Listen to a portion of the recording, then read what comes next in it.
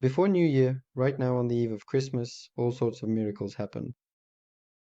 The first aspect, yes, is that the solstice is happening now. It's approaching, marking the end of a cycle, and the Earth is moving into a new cycle. We won't discuss what will happen there now, but New Year, as the beginning of a new cycle, is when new wishes come true. But let's look at it from a completely different perspective. With the new year, we don't just make wishes and hope they come true. We can, and in most cases, people make wishes, and then if you ask them 6 months later what they wished for, unless it was something that caused them real pain, they won't even remember. They wanted this and that and something else too. Let's try to make our wishes consciously and take a closer look at this matter. So our goal is not just to make a wish and hope it comes true, but to set an intention and consciously move toward that intention. In other words, I intend from this place to create. And for example, if we want to involve the universe in this and be serious about what I intend to create, so that it's not just empty words like happiness and well-being and so on, let's make this happen through a wish. So we take a piece of paper, and on the paper, it's New Year's magic. On the paper, we write, but wait, not just the wish itself, but also what kind of environment we see, because we want to create a feeling, but it works on a frequency. So for example, if you want a house or a relationship or something else, what kind of world do you want to see yourself in?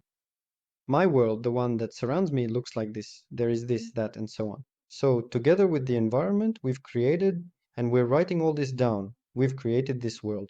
That is, we've written down what it's like, how I see this world, and so on. And now look, we sort of fit ourselves into this world, where I live there or experience something there. In other words, you write down your wish. I have this and that, how it feels in my sensations. In other words, for example, I have it. I live there in a beautiful house with a loving family, happy in my relationships. Yes, because there you feel it right here. Yes. Or maybe you bought something there, or you have a wonderful job and loving colleagues, or you have a business in your life where you express your hobby, you feel like a creator, you've written all of this down. You have the external world, you have your desire, how you feel. Next, what can we do with this paper? We burn this paper, we give it energy, and now what interests us, look, is not the ash, which again you could put somewhere or even drink. What interests us is the smoke, because we are practicing magic, we are creating a resonance of the smoke with the universes. And each molecule, and there are billions of them, travels to all universes, and we create a billion universes in the form of a resonant state. That is, all universes begin to resonate with our desire, and we have a billion universes where all of this comes to fruition, and then through the law of attraction, we naturally receive the effect back. So, look, what does this magic mean?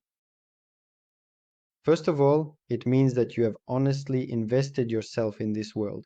You have genuinely invested in what you wrote. You have sincerely invested in your feelings.